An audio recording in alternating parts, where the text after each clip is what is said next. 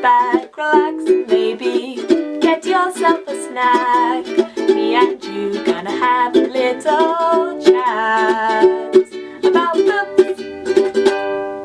Hey guys! So I wanted to do a book haul because I haven't done one for a while and I've got a couple of books stacking up. So the first book I want to talk about is called Okie Dokie Sensei by C.A. Valentine, and I believe this is inspired by places in Japan, and this seems to focus on a character called Martin, who is kind of your average guy. He's an English teacher who has been hired to teach in Japan, and he kind of just goes by with his life day to day, but then one night he ends up meeting a Shimodoi, I'm sorry if I'm pronouncing that wrong, and he kind of gets into a supernatural scenario and has to peel back the layers of what's really going on around him.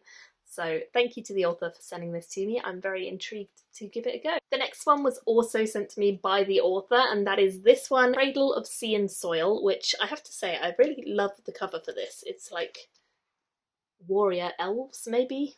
Something like that. This sounds like it's quite a fun one. It's also a very chunky book and quite hefty, but I love a good hefty book. And this follows a world where there is some sort of corruption that has kind of gradually been eking away at the world, and there is a character who is called Colibri who we're following.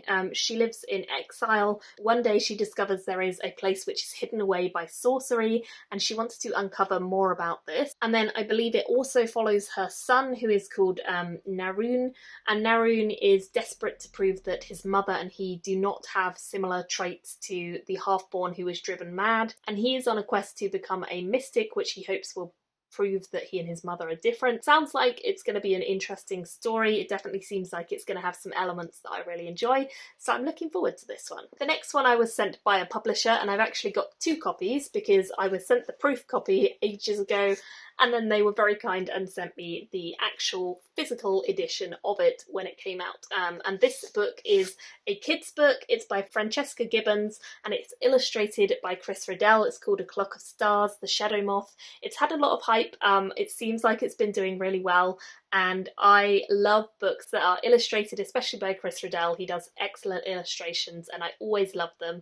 And I actually went to a launch event for this where we saw the author talking to one of the people who works at the publishing house, and she was kind of doing a little mini interview about some of the things that she put in this and where she came up with the ideas, and it just made me want to read it even more. I think it might remind me a little bit of stories by Frances Hardinge. It seems like it has similar ideas, like a slightly darker tone to a kid's book, but also humour, and I love the fact that it's illustrated. I'm really intrigued to give it a go, and I can't wait to dive in, especially with like autumn and Christmas. I tend to find that I love reading really heavy books, like big epic fantasies, and kids' books. I often go back to things like Harry Potter at this time of year or his Dark Materials, so I'm hoping that this will fit the bill for like a nice light kids read that has some magical elements and is just really fun. So yeah, hopefully that will fit the bill. Another one that I was sent was this one by the publisher. This is David Hare's new book. It's called Map's Edge, and if you guys have followed my channel for any length of time, you'll probably know that I really enjoyed David Hare's Moontide Quartet. It's one of my favourite series. I really loved it, and I didn't love Sun Surge Quartet as much. I think the Moontide is definitely the stronger of the two. However, this is his new series, which I think is set in an entirely different world, so it'll be interesting to give this one a go.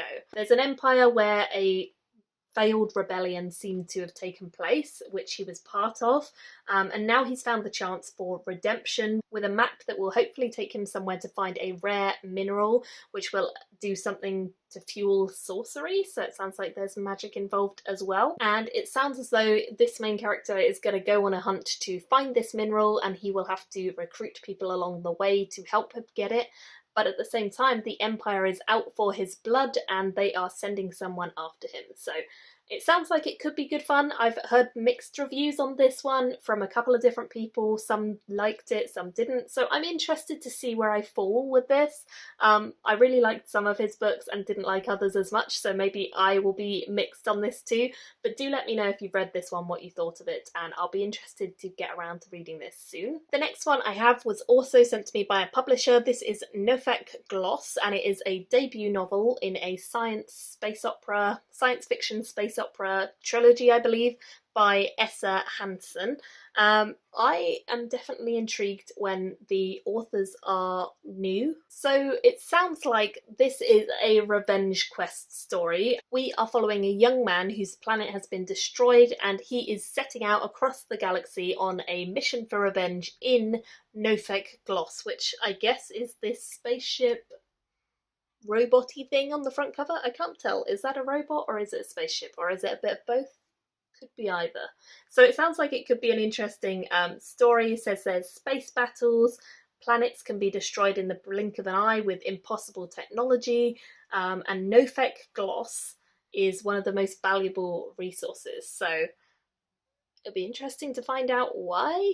I'm looking forward to it. I love a good space opera. I always enjoy them, and it sounds as though Essa Hansen is new on the scene. Next up, I just have to say that some authors go above and beyond when they send me their books, and they really do not have to gift wrap them for me, but they did. This one did, so that was really nice, and I thought I'd just show you the lovely gift wrap for this one. It's by Shanna Vernon, and the story is The Assassin's Daughter, book number 1. This is quite a short book, not too long, and I'm looking forward to it because it says it's an assassin with a deadly secret, could lead to everything she's been searching for, but discovery will lead to certain death. Urban and assassin fantasy, which I'm definitely excited for. It sounds like it's going to be a quick read. The main character's father apparently goes missing, and so she has to infiltrate into the guild in a guise of a human, and when she gets there, someone there is someone that she recognises, but will they recognise her? So I'm looking forward to giving this a try, and it'll be a nice sort of in-between read when I'm reading some heavy works. I think this will be a nice palette cleanser and something lighter and more fun to give a try to. Next up, I have another book that has a gorgeous cover, must I just say. This is The Girl from Far Away by Jennifer Austin, and this one is just so beautiful to look at. I think you'll agree it's like a night sky with a girl falling through the cosmos towards a planet, and it says Ella Day is the first princess of a mirror Earth known as Biak, and is struggling to deal with the mounting pressures whilst living in the spotlight.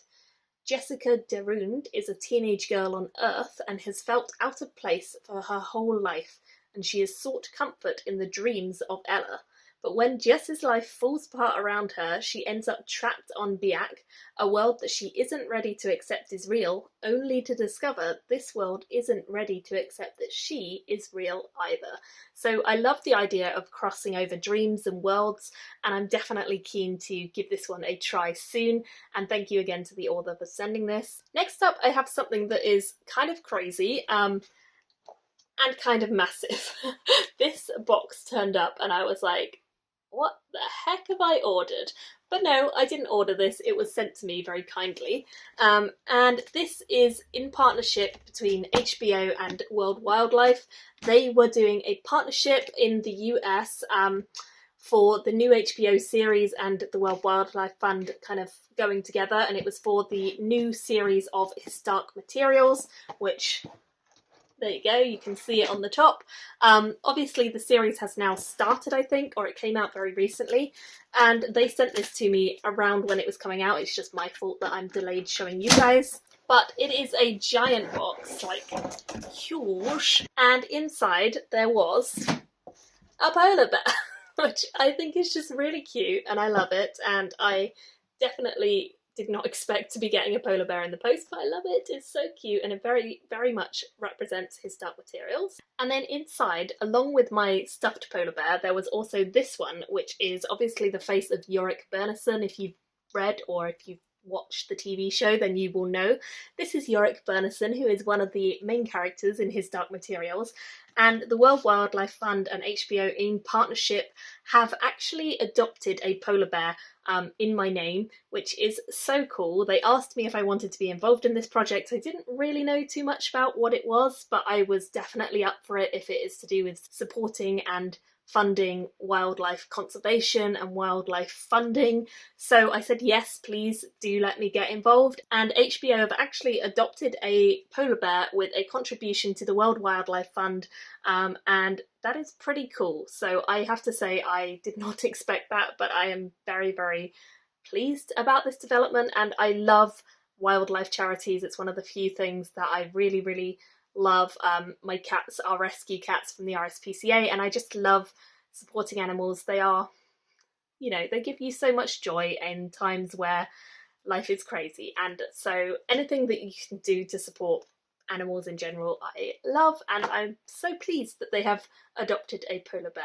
They also sent me some copies of the books, the US covers I guess these must be. They look like those. I haven't unwrapped it because I do already own the books. In fact, I own them twice, I think. So I don't really need a third edition, but I am going to gift this to someone who does want to read it, and I am very pleased that they sent this to me because it's a lovely edition. So obviously these are the film tie-in editions because they say now an HBO original series. But that was a really cool box to receive in the post. So the coolest thing about this is the adoption of the polar bear, $250 adoption, and actually HBO will be matching a total of donations up to $25,000 made at this web address. So I will link this address in the description down below if you guys want to go and donate.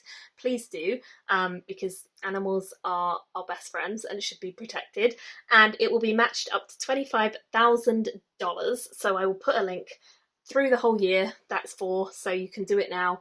But yeah, really, really cool. And then the final thing that I wanted to show you, I actually got way back in the end of September, so this is probably the thing that I've had the longest waiting to show you guys, and it's also the most crazy expensive and the most awesome, and I can't kind of believe that I have it.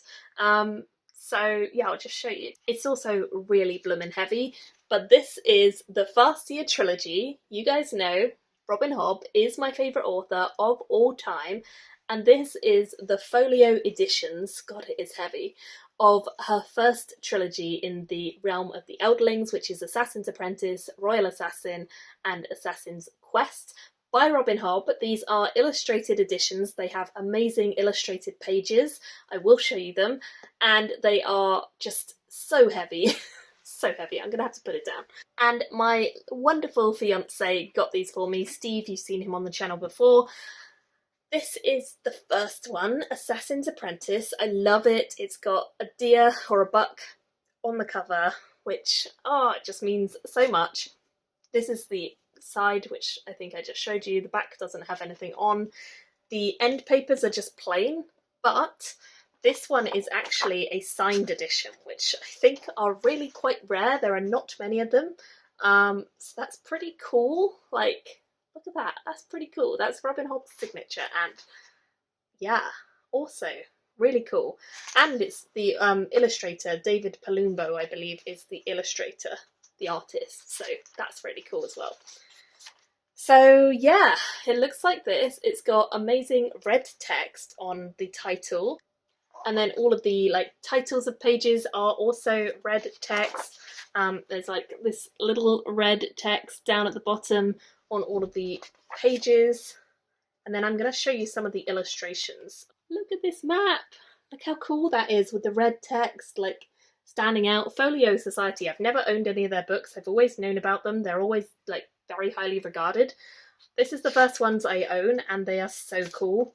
Like, look at them. They're just really beautiful, and because I do typesetting in my day-to-day job, and I also do editing and I put books together, this is really beautiful, and it means a lot to me to have the signed editions of like my favourite series. Actually, these aren't my favourite in the whole series, but they are the only ones that Folio Society have done, I think. And there's a couple of pages in them that are illustrated. Let me try and find them. Oh yeah, so here's one, which must be Barrick and Fitz, and here. And another one. So I am really pleased to have this and I love it. I've also got the other two in the series, so I'll show you them. So the second one is this one. It has a wolf on the cover, which is also cool.